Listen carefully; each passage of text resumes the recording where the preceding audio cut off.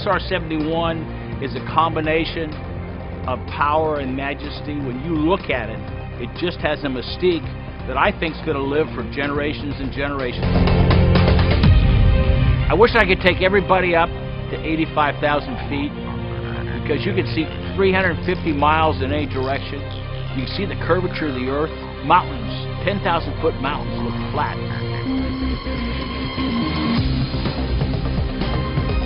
I can say without a question is that people knew that there would be an SR flight, and when they cranked those engines, the Buick Wildcat would scream. Then when the SR engines came on, people from around the base would just kind of stop.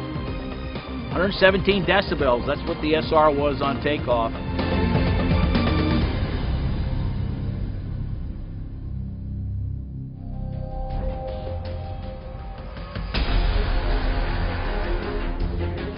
Six presidents used the SR-71 extensively because they had a great sense of confidence that it could in fact go out, collect the information required, and bring it back.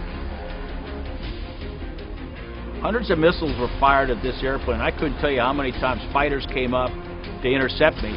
I remember part of our missions when I was flying in the late 70s was fly through rings of SA-5, so we knew it was a very capable missile system.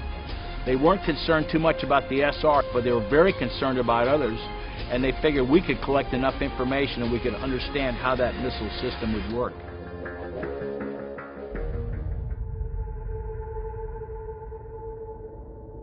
If we carried the nose camera, which we called the country's camera, it took a picture 72 miles wide. In 64 minutes, you would film 100,000 square miles. The film itself was 10,500 feet long, 5 inches wide. I would say my mission into the Middle East for President Carter was one of the most interesting. It was supposed to be 3 missions, but we picked up all the targets in that first mission that they needed, so that the next 2 missions were canceled. The airplane loved to fly straight and climb and accelerate. Most of the time at altitude, 80 to 85,000 feet, it was kind of like a nice Beamer or a Cadillac. But the airplane sensitivity was on a curve like this. So the faster you went, the airplane became much more sensitive and had to be handled much more delicately. The genius of this airplane was that the faster we went, it's the only airplane in the world, we burned less fuel.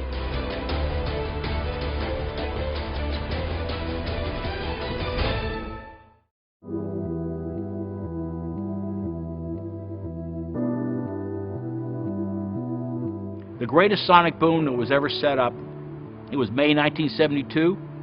3 SR-71s took off from Okinawa, Japan, and simultaneously overflew Hanoi at the same time.